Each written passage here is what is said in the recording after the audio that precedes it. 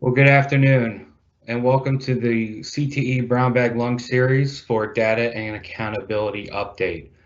My name is Robert Kornack, and I'm an Assistant Director in the Office of Career Tech. Along with me presenting this information today is Fritz Reiser, Program Specialist, and Brenna Bartlett, Program Specialist.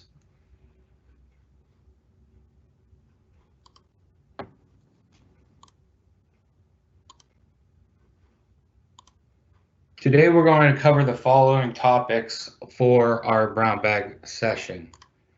We're going to briefly go over the Restart Reset Guide. We're going to go over the Brown Bag Lunch Series and past and upcoming events. We're also going to go over our Perkins V state plan. Brenna Bartlett will go over work-based learning and how it relates to data and accountability. Fritz Reiser will discuss the concentrator and completion definitions and also show you where you can find data and accountability resources. We also, at the end of this, are going to have time for questions. Through the Teams live event, there is a Q&A section where you can submit questions through that system, and we will look at those questions. If we have multiple questions going over the same thing, we'll publish those, and then we will read those aloud at the end, and our team will answer those questions.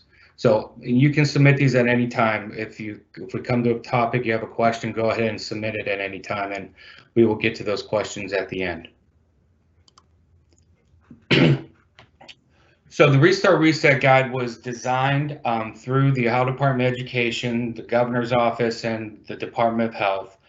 It was to help schools in the efforts of reopening buildings during this COVID-19 pandemic. There's three distinct sections of this plan. There's reopening guidelines for health and safety. There's return to school considerations for local planning, and role considerations for associations and educational organizations and other state and community partners. This resource guide is available on our webpage, so please review that there, and if you need any more information, there's other resources. We created this CT Brown Bag Lunch series to help support career tech education administrators with the beginning of this school year during this pandemic. And there's a lot of new implementation with the Perkins V approval of the state plan. So this series was created to help support our education community in understanding these new policies and also provide a platform for them to ask questions. We had a couple Brown Bag series already come up. We had the director's update and work-based learning. Those two sessions were recorded and posted on our Career Tech landing page on our website. You can review those series there. Each one of these will be recorded and will be posted on our website for you to review. The upcoming ones after this one, we have the Quality Program Review, October 15th, Program of Study and Capstone Courses, October 22nd, CT 26 applications on the 29th, and then we're finishing this up with a best practice roundtable discussion, which we're a whole different regional series for that on November 5th. We have our Perkins V state plan that was approved by the U.S. Department of Labor and Education. This state plan covers the program years of 2020 through 2023. The main focus of the main theme in the Perkins V state plan is equity focus. It's really focused on providing accessible CT programming to all student populations, and also making sure there's supports in those programs that focus on those special populations. The Data and County Guidebook and Concentrator Reporting Matrix was created by our office to help districts understand these changes in the Perkins V state plan. Fritz Reiser will briefly go over that at the end of this presentation. And then we do have a standalone data and accountability webpage that houses all of our resources for you to use in understanding our Perkins V state plan. So please visit that website for more information. Like I said, there's a lot of new items with the Perkins V state plan. It's equity focus. There are new definitions of what a concentrator status is and the definition for how a student completes a course that is related to the concentrator status. We do have a new program quality measure called work-based learning. We had a choice of 3 different options, and through our work with our external stakeholders and through our Perkins V Roadshow we did a year ago, we really heard that work-based learning was the best option for us. Another measure of program quality is technical skill attainment. That is not changing on how that is measured. The only thing that's changing is what it's measuring, and that's going to a current year measure when it was previously a cohort measure.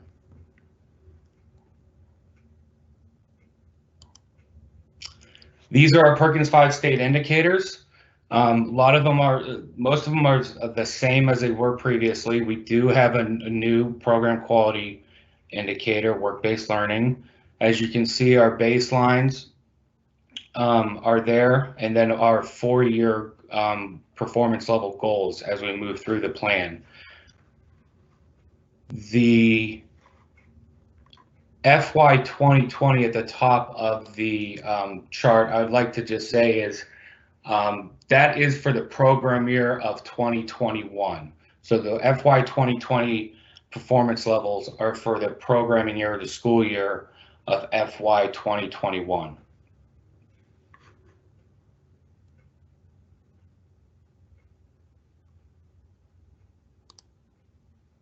And now I'd like to pass it on to Brenna Bartlett to talk about work-based learning.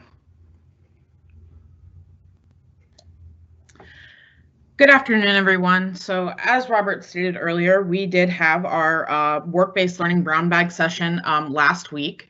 The full session and recording is available and posted on our main Career Tech webpage at the bottom right corner. So I definitely encourage you all to go back and refer to that if you have any questions, or please reach out to me. At the same time, we did want to kind of briefly touch again on work-based learning and our new definition, just based on the fact that it is a part of our performance indicators for both Perkins V and the quality program review. So overall, the expectation for work-based learning is that beginning as early as grade 9, students should accumulate 250 hours of work-based learning aligned to their program of study, student success, or graduation plans with evidence of positive evaluation. A reminder that when students are enrolled in career technical education courses, that their work-based learning should be aligned to that program of study. But prior to their enrollment in career tech, the work-based learning should be aligned to the graduation plan or student success plan. We really have these 3 guiding principles that we keep calling back to for work-based learning. They kind of provide some ground rules for all of the flexibility among the different types of work-based learning we have and all the different program models that are running across the state. And those are that work-based learning must occur at a work site, but a work site can also exist virtually or within the school environment. It's more so that we're dedicating a space for the work to take place in an environment that's being considered the workplace or simulated workplace. Work-based learning experiences should be co-supervised by an instructor or educational representative, such as a work-study coordinator, and an employer or other external business mentor if the student isn't being directly hired by an employer. And that person can be any sort of business and industry partner. I know I had a question on a call earlier today about it being someone from your business advisory council. Absolutely a great way to incorporate your partners at the business advisory council. Finally, a learning agreement built on professional, academic, and technical competencies aligned to the student's program of study, student success, or graduation plan must be in place. We have a template for that learning agreement at the website that's linked there, and as well as a number of other additional resources for designing and implementing high quality work-based learning. So I do encourage you to check out that website as it's linked there. And additionally, remember that a learning agreement is required. You are allowed, or you're permitted to use our template. You're actually permitted to take our template and kind of put it on your own letterhead, adjust some things as you do need for whatever your local program design is. But remember, the biggest component of that learning agreement is that we're taking technical competencies from the student's course of study or from the courses that they're currently enrolled in, some of those professional skills that we have within Strand 1, as well as other opportunities like the Ohio Means Jobs Readiness Seal, Taking all of that in, aligning it to the work tasks of the experience, and then allowing that to be the basis for what the student is going to learn and be evaluated on over the course of the experience. Again, I won't take up any more time with work-based learning. If you have any questions that are specific to work-based learning, please reach out to me. Please go back and watch our brown bag session that is posted now. We will definitely hold all of our questions for this session to be focused on data and accountability specifically. And with that, I will turn it over to Fritz Reiser. Thank you, Brenna. Again, my name is Fritz Reiser. I'm an education program specialist for the construction, engineering, manufacturing, and transportation career fields. I also serve as the team lead for the quality program review, and I'm a member of the data and accountability work group. The definition of concentrator is really key to all of the CTE performance measures. Under Perkins 4, states were allowed to create their own definition of concentrator. Under Perkins 5, however, the legislation spells out the definition that all states must use, and that is that a student has completed at least 2 courses in a single program of study. Next slide. The legislation did not define completion, however. So based on conversations with the U.S. Department of Education, data simulations, and collaboration with an external work group made up of superintendents, directors, EMIS coordinators, and ODE career tech staff, Ohio has defined completion as a student that's enrolled in at least 90% of the scheduled hours and or earned full or partial credit. Next slide. I reviewed those slides somewhat quickly because one of our department initiatives is to produce a resource video series for information on high interest topics such as work-based learning, quality program review, and as you'll see in just a minute, the concentrator and completion definitions. The videos are topical, short, and can be used as a reference for anyone in your organization. As we develop each video, we kick it off with a training segment for our internal staff, and then we publish to the CTE website. The completed videos are currently located on the ODE YouTube channel, and we're developing the page that will house the links to each video, and that should be available very shortly. So with that, we will take a look at one of these. So Robert, could you please play the concentrator and completion video?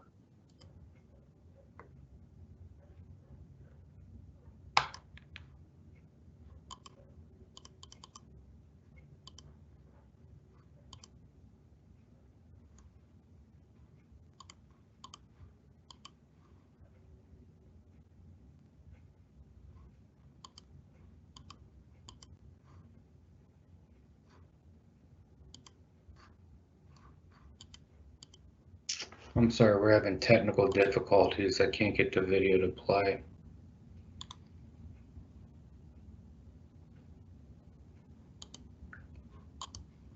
Welcome to the Ohio Department of Education Office of Career Tech Concentrator and Completion Definitions. Hello, my name is Robert Kornack, and I am an Assistant Director in the Office of Career Tech. I supervise the trade and industrial career fields that include construction and transportation, engineering and manufacturing, health and human services, law and public safety, information technology, and arts and communications. I am also the board president of Skills USA Ohio and the lead for data and accountability team. In our discussion, we will cover the following topics: data and accountability resources, concentrator definition, and the completion definition. Information on the new and updated accountability policies resulting from the Perkins V legislation can be found on the Office of Career Tech's homepage under the Compliance, Funding, and Accountability section.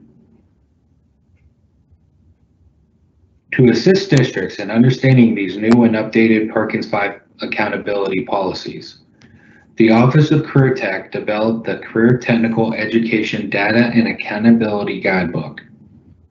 This guidebook can be found on the Data and Accountability webpage. The purpose of the document is to provide information on the definitions, state-determined performance level indicators, and work-based learning guidance. The document also serves to ensure that changes from Perkins 4 to Perkins 5 are clearly articulated and all relevant stakeholders have the necessary information for implementations of Perkins 5 data and accountability metrics. For more information on work-based learning and other topics, please review the Office of Career Tech's webpage for additional resources. One of the significant changes with the Perkins 5 legislation is the definition of a concentrator. Perkins 5 defines career technical education concentrator in the law as at the secondary school level, a student served by an eligible recipient who has completed at least 2 courses in a single approved career technical education program or program of study.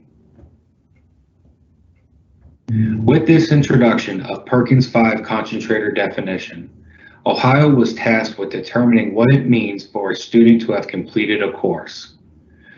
Through internal and external stakeholder groups, data simulations, and careful analysis, the Office of Career Tech developed the following completion definition. For a student to have completed a course, the student must have enrolled for at least 90% of the scheduled hours and/or earned full or partial credit in a state-approved career technical education workforce development course. Please note that student absences do not count in the percent calculation. Also, a student is deemed to have completed the course if they were enrolled for at least 90% of the scheduled hours and did not receive full or partial credit. These definitions will change the way concentrators are identified, and districts may see an increase in the number of concentrators being reported to EMIS. To assist districts in determining concentrator status, the Office of Career Tech developed the Concentrator Reporting Examples Matrix. Please consult this matrix found on the Data and Accountability webpage for assistance in determining concentrator status. For assistance in understanding how to use this matrix, please review the Office of Career Tech's webpage for additional resources. This concludes our Data and Accountability Concentrator and Completion definition overview. Please visit our Data and Accountability webpage for additional information or contact me at robert.cornack@education.ohio.gov.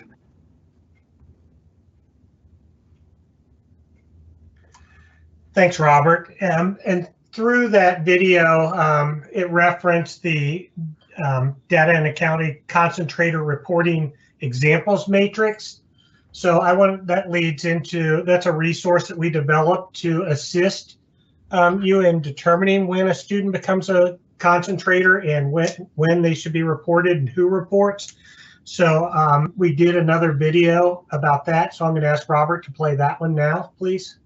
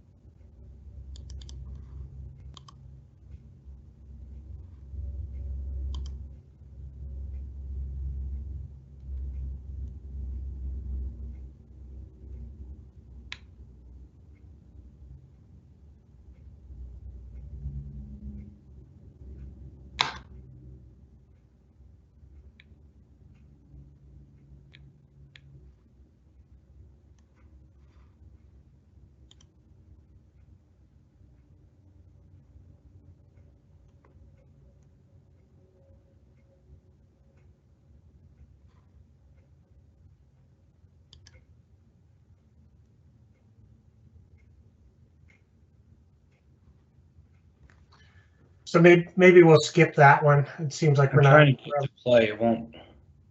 That's fine. Let's just move on to the next slide. So that video is out there. So Office of Career Tech, Concentrator Reporting Matrix.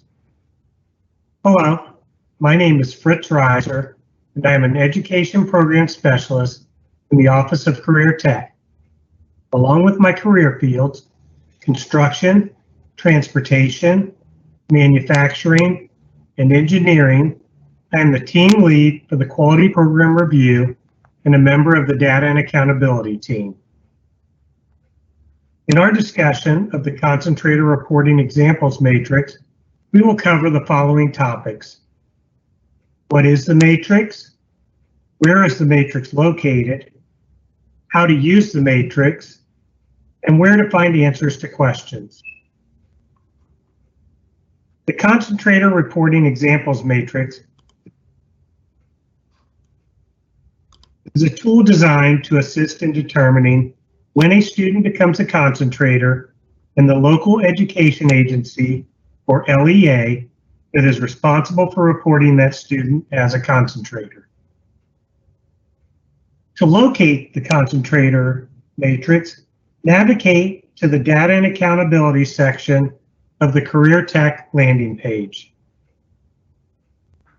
On that page, you will see the Data and Accountability Guidebook and the Concentrator Reporting Examples Matrix. The matrix lives within the guidebook, but it is quite large and can be difficult to read as it is formatted in the guidebook. The link for the matrix will open an Excel file that can easily be enlarged or printed on an 11 by 17 ledger sheet. When using the matrix, note the color legend at the top, explaining different general conditions that you might encounter in each section. Green being the simplest, where a student remains in the same LEA and program of concentration, and orange being the most complex, where the student is moving through multiple programs and LEAs through their career tech journey. It is also important to note the types of courses that count toward concentrator status. Completion of the course or courses is a key term.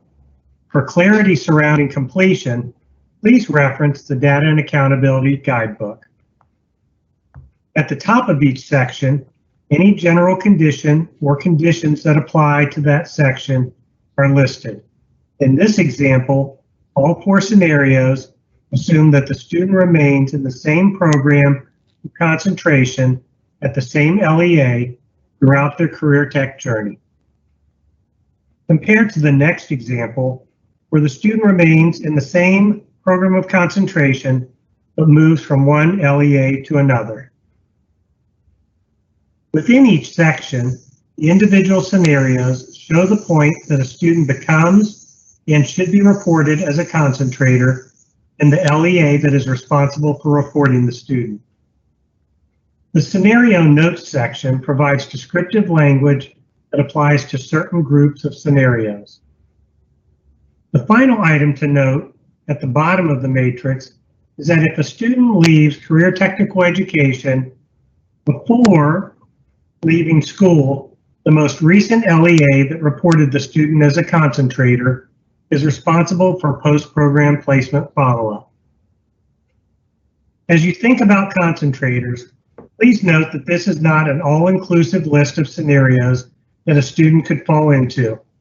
If you are responsible for reporting in your LEA, you are well aware that the possibilities are endless. This matrix is simply a tool to provide guidance for some of the more common situations you might encounter. If you have reporting questions, contact your ITC. If you have questions about using the matrix or any other career tech related questions, please reach out to your assigned program specialist. If you don't know who that is, there is an Excel spreadsheet on the Career Tech landing page where you can find that information. We hope you found this a useful overview of the Concentrator Reporting Examples Matrix. Thank you for listening and have a great day.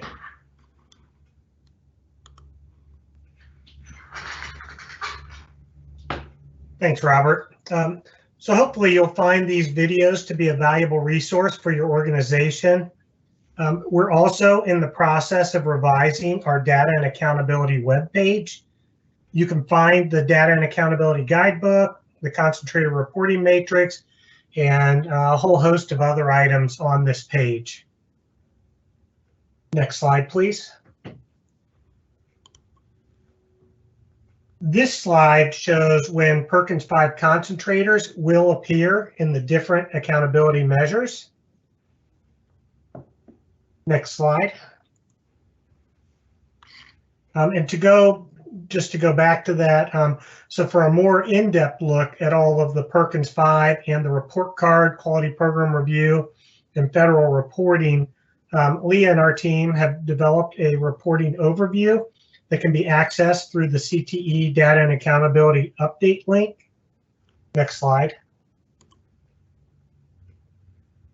And this document, this is just one page of it, but this document shows years 2020, 2021, 2022, and the groups and items that are included in each of the reporting elements. If you notice, the quality program review section is a bit lengthy, and we'll be diving into this at a much deeper level during next week's brown bag. So I really encourage you to sign up and attend that one on the 15th. I really find this document useful because we do have the 3 different areas that all of our indicators touch. And it's a very useful tool, and I really encourage you to visit the webpage and review it. So that is our data and accountability update, and I'm going to turn the control back over to Brenna, who's going to address the questions that you've left in the Q&A. Brenna? Thanks, Fritz. So just to kind of restate how this is going to go with questions. One, we did receive a couple questions about work-based learning, a couple questions that are more aligned to the quality program review. Again, please reach out to me in an email regarding those questions about work-based learning. And then also a reminder that our next session on October 15th will dive in, as Fritz just mentioned, directly into the quality program review. So we'll hold on those questions for now. Additionally, when it comes to specific reporting questions, we may have to follow up with our data manager for the final word on that. So just a couple things to keep in mind. We'll start off, this question was asked a couple times. Can we clarify what is meant by technical skill attainment moving to a current year measure and not a cohort measure? Fritz, I'll let you answer that one. Sure. So under Perkins IV and the quality program review, technical skill attainment was measured as the student completed their program or left school. So it was not reported, the pathway score was not reported or calculated for the quality program review until that student had left school. Moving into Perkins V, one of the other focuses of the Perkins legislation and the work that we did through some of our interactions with the Department of Education was that they wanted to see as many current type measures as possible. So technical skill will now be calculated current year. So if a student becomes a concentrator in a year and they've taken 2 courses, at that point their technical skill attainment score will be based on those 2 courses that they've taken. The following year, if they take an additional course, then that year's current year measure will be based on all 3 of the web exam scores that student has taken up to that point, rather than waiting. So students are going to enter the calculation sooner, because it's not waiting until they've left school. So that's going to change that measure a little bit. Thanks, Fritz. A couple questions, and I'll try to summarize them. How many hours make up a course under the new concentrator definition? And maybe a better kind of to attach with that, we've had some requests to kind of restate and re-review the completion definition. So Fritz, I could take the completion definition. So for a student to have completed a course, that student must have been enrolled for at least 90% of the schedule hours of the course, or earn full or partial credit in a workforce development course that includes job training programs and the curriculum elements of VTs, VP, VN, VC, and PS.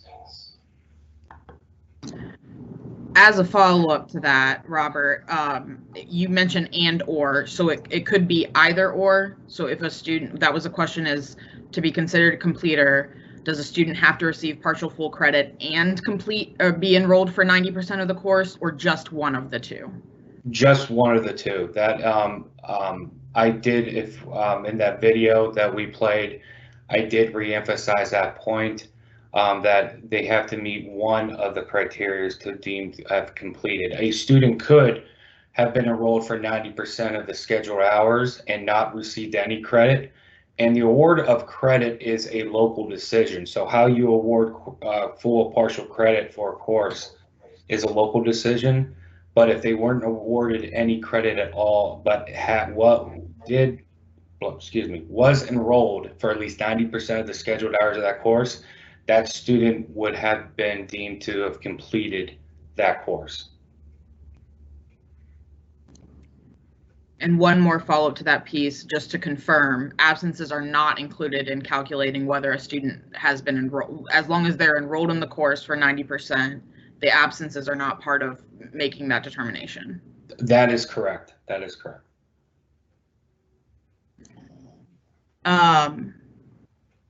A question about if a student, this may be something we want to follow up on later, but if a student only takes one course that has a web exam and then a capstone course that would not have a web exam, and they become a concentrator, so their technical skill only using that one web exam score as part of the calculation. That is correct. Okay.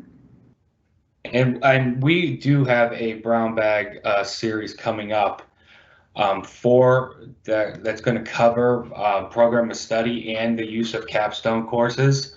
So I encourage you to please register for that on October 22nd, where we'll go more in depth on program design and capstone courses.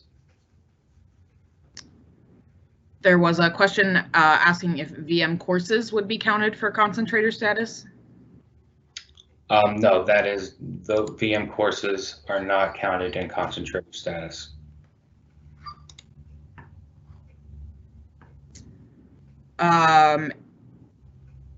Let me look through. I think we've had some repeats of questions. There was a question about VN qualifying as part of the concentrator status. JTC, for the JTC course that are VNs, I believe. Yes, like any courses with JTC do fall under determining concentrator status. Yes.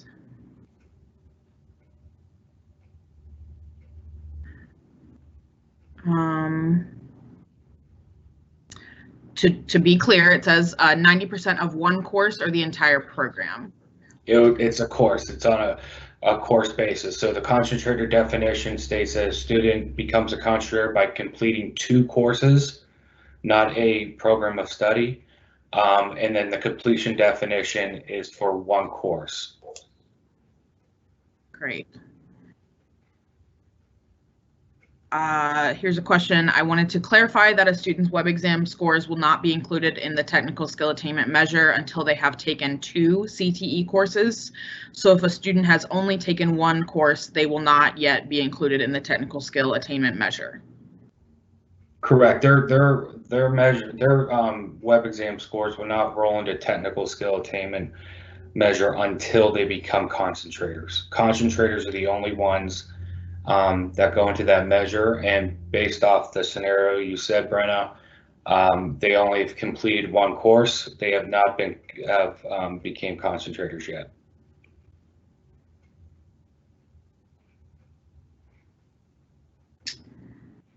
There was a question on if ODE will be evaluating concentrators that they feel the CTPD may have missed in reporting?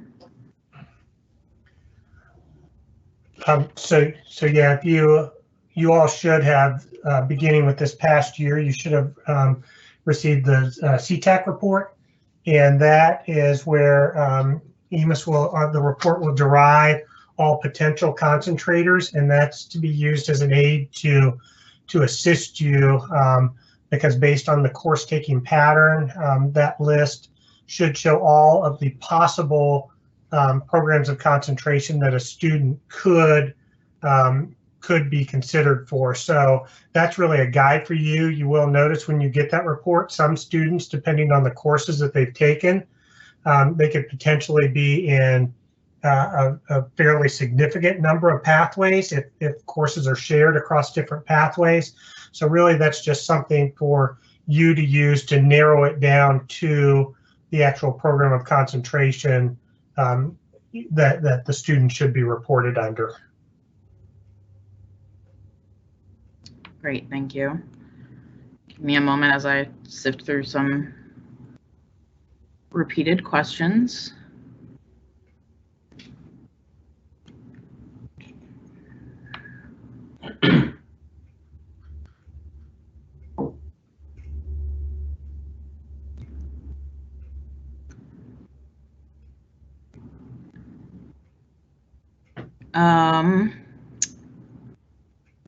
A lot of questions essentially asking if the student earns half credit or even a quarter credit, if they drop halfway through, or otherwise if they're only earning half a credit or a quarter credit, does that count as completing the course because they earned partial credit?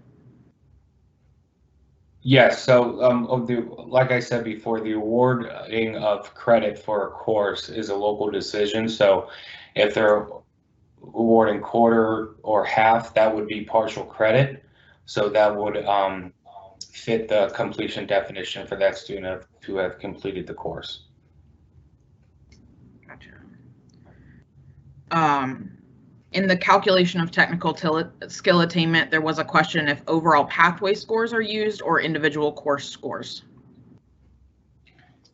First so one.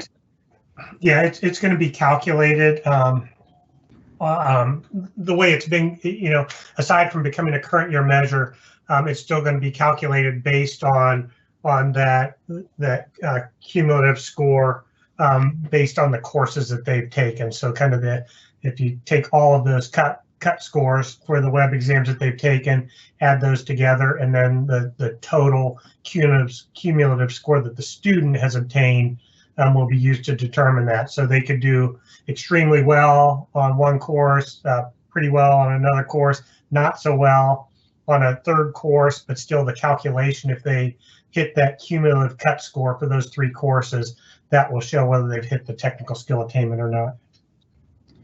And if a web exam is retaken, will the new score be used in the new technical skill attainment calculation? Yes, it will.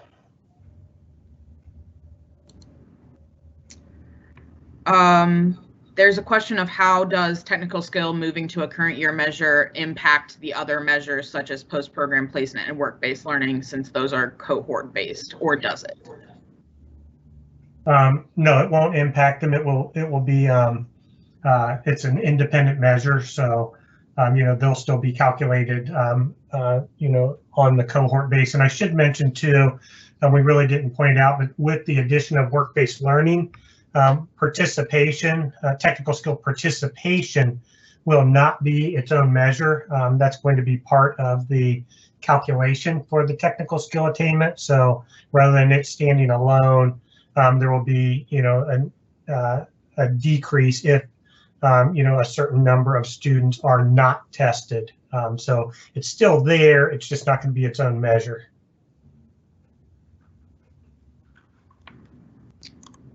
Thank you. I'm going to clarify again, because I think it just may be a understanding. VN, N as in Nancy, because JTC courses are counted as VN courses, would count towards concentrator status, although there is no technical skill attainment for JTC. they would still become concentrators and be responsible for the other measures. The M as in Mary, does not count towards concentrator status. I think there might be a little bit of misunderstanding on the N versus the M. Yeah, VM, M as in Mary is for middle school courses, so those do not count. Yes.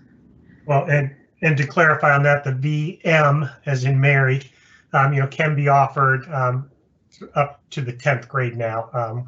So to allow for some more exploratory offerings for students that will not affect accountability. There are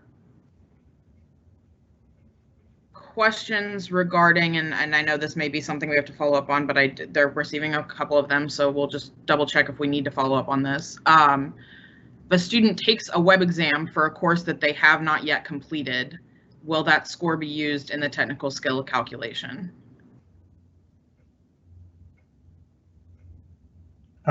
Let's mark that as a follow-up. Yes. Yep, absolutely. I would just like to add we'll follow up on that, but a student, we encourage that the best practices for administrating web exams is for the student to have been enrolled and gone through the course before they sit for the web exam.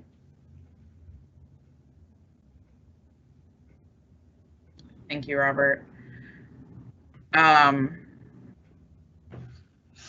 A question about technical skill becoming a current year measure for both Perkins and quality program review. So it says, does technical skill attainment not fall into quality program review until after a student graduates, but counts annually for Perkins V?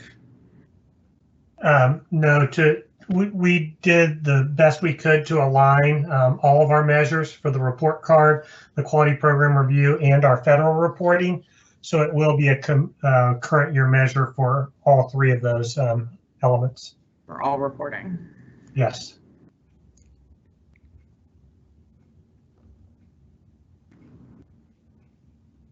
Looking through our questions again.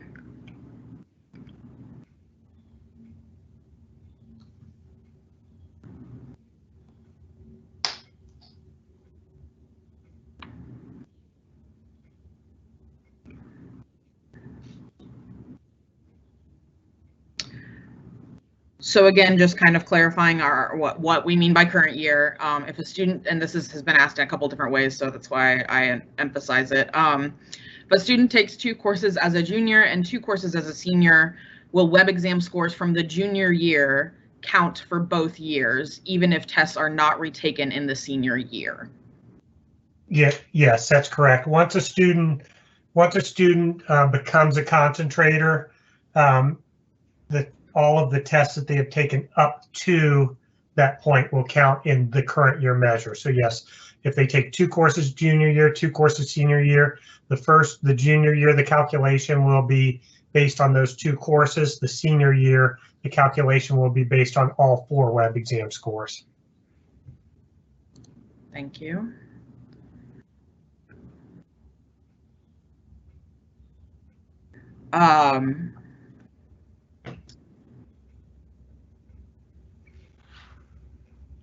If a student takes completes 2 courses and does not take another CTE course, do they remain a concentrator, and do they still need to be included in data and accountability?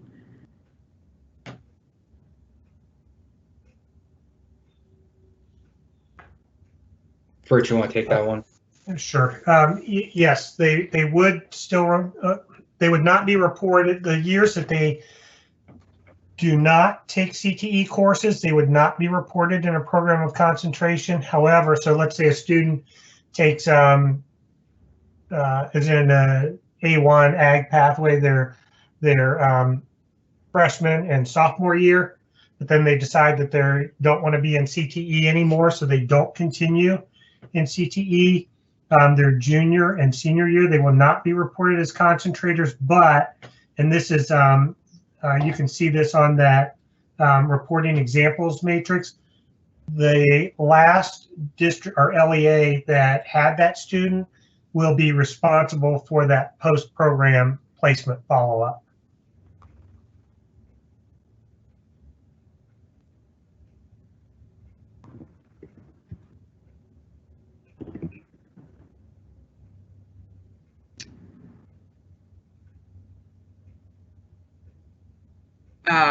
we are getting the question of if multiple times if students will be given more than one opportunity to take web exam in one school year. I know that may be something we have to follow up on. Yeah, that would be a follow-up.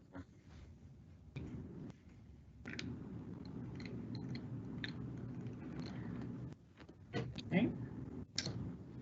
Double checking our questions.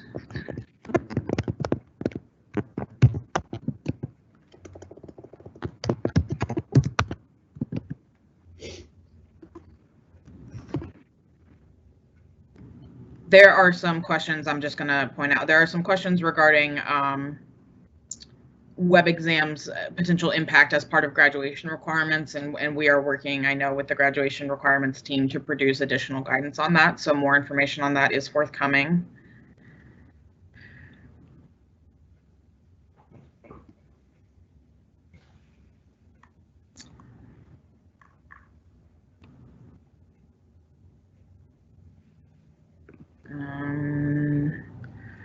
Some reporting questions that we will work with our data team to follow up on as well.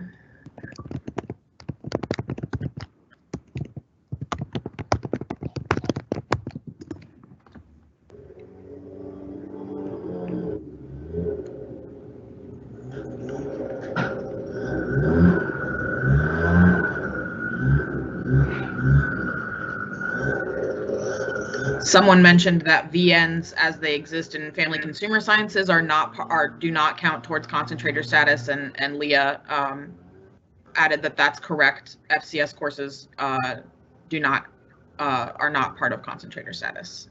That's why we specify with the VN that we're referring to the JTC courses.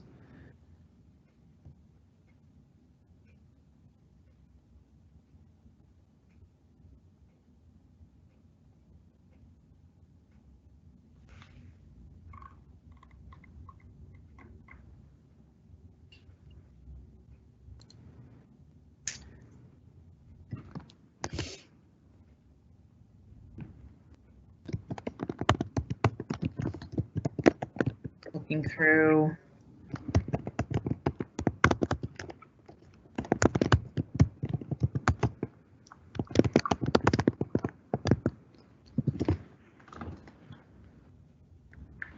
There has been a couple times that CBI count toward concentrator status? Correct. CBI does not count towards concentrator status. Courses taken in the career-based intervention program will not be a part of calculating concentrator status.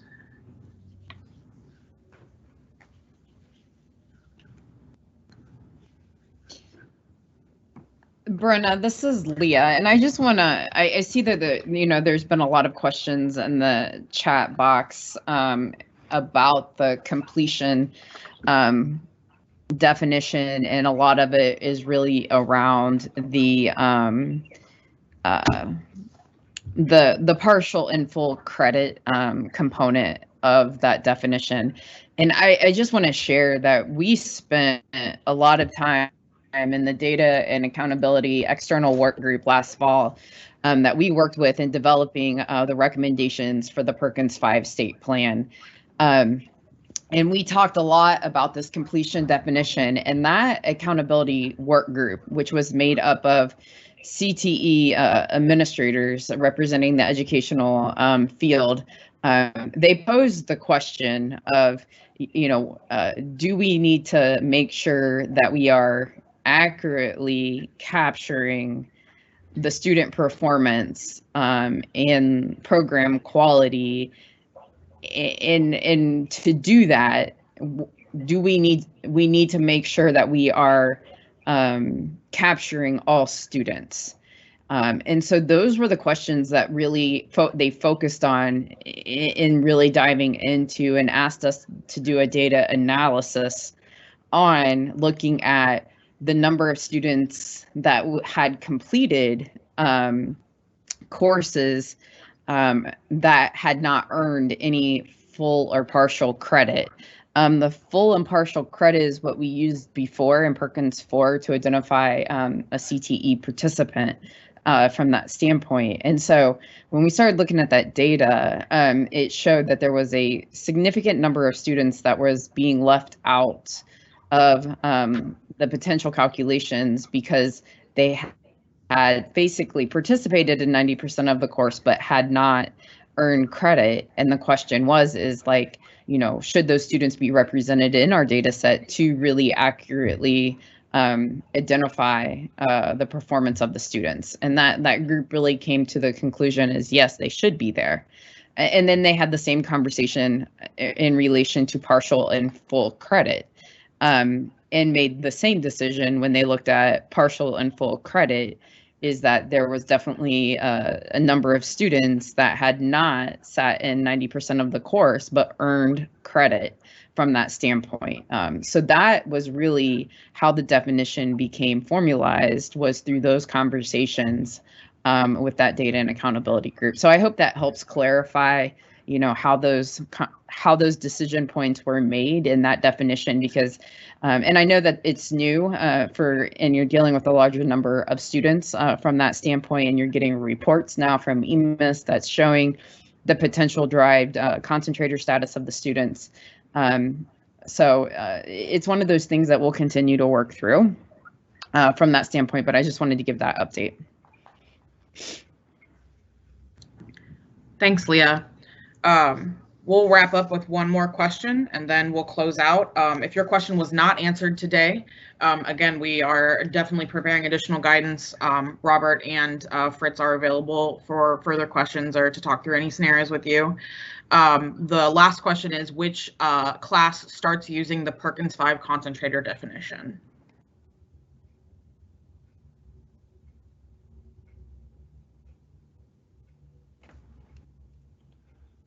So Fritz, correct me if I'm wrong, I believe that class is this year's class would be the start of the Perkins V, roll into the Perkins V metrics. Yeah, so I think last year concentrators would have been reported under the Perkins V definition, and all of the Perkins V measures will be what are reported on the students that are in school this year. Yeah. So the class of 2020 used the Perkins V concentrator definition. That's correct, but we still have old measures.